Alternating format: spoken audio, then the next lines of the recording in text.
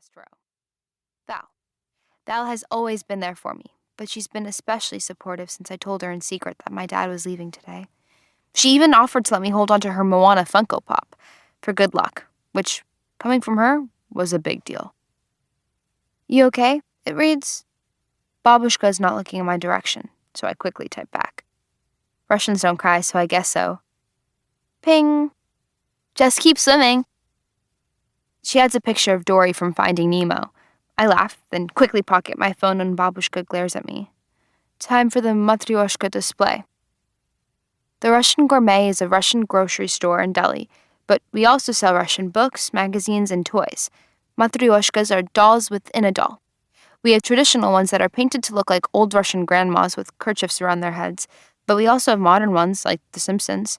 You open up Homer to reveal a smaller Marge, and keep opening until you have a tiny Maggie. Usually, Dad helps me arrange the Matryoshkas, and we make up stories about them. For example, instead of keeping Snoopy near Charlie Brown, we put him next to Scooby-Doo, because his Red Baron adventures would fit right in with the Scooby gang. It's already weird working without him today. Not for Baba, though. She always complains that he needs to help more and talk less. She also never liked our creative Matryoshka maneuvers, but the part that bugged her most was when Dad would zone out and craft stand-up routines in his head. I do that too. It helps me pass the time and ignore the rude comments. Not to say I don't like working here. It's been fun being here with Dad, Mama, and Baba, all of us banding together to make the store great. I started helping last year. Just a few hours a week, and the customers quickly learned I knew my stuff and could pack things up just as quickly as Mama and Baba. So it made me feel grown up and important. But the mental stand-up routines come in handy for the handful of obnoxious customers. Plus, I'm better at faking interest in their stories than Dad, so Baba doesn't get annoyed with me. Maya, Babushka says, we're opening in 5. I move Elsa beside Rudolph, put on my gloves and hairnet, and brace myself for the line that's formed outside.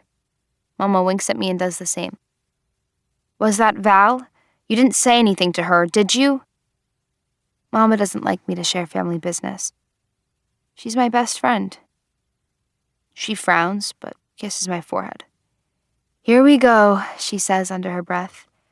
Judgy Russian ladies at 12 o'clock. I laugh as Babushka flips the close sign to open. Zakhaditse, Zakhaditse, she says, welcoming everyone inside. People shove each other, trying to grab numbers, and I'm glad I have the counter for protection. The three of us divide and conquer. I get lucky with Mrs. Sanchez.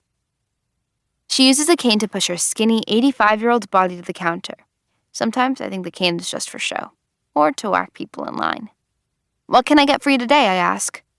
Mrs. Sanchez is loud and bossy, and I admire that. I love customer surprised faces when they realize she won't let anyone push her around. I also love her lavender hair. What's fresh today? I resist the urge to roll my eyes. It's all fresh every day. Humph, she says, like she doesn't believe me. It's the same conversation we have each time she comes. I lean forward, like I'm going to tell her a secret. Just to show you how sure I am, I'll throw in an extra pirozhok for free.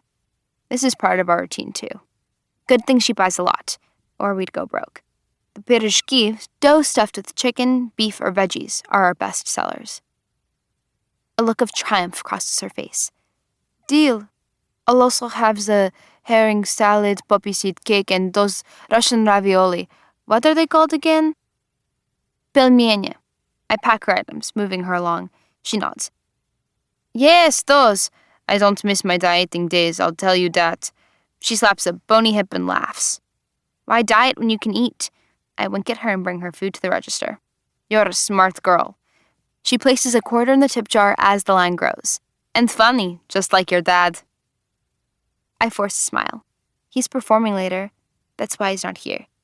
Like she even asked. Mrs. Sanchez nods and pats my hand. Good for him. I'll have to change my gloves now, but I appreciate her kindness. Baba motions Mrs. Sanchez to the cash register, and I quickly change my gloves. I cringe when I see my next customer. Good morning, Mrs. Nelson says.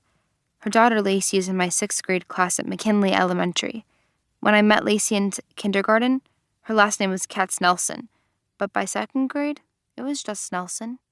The Katz in front of it made it too Russian, according to her mom.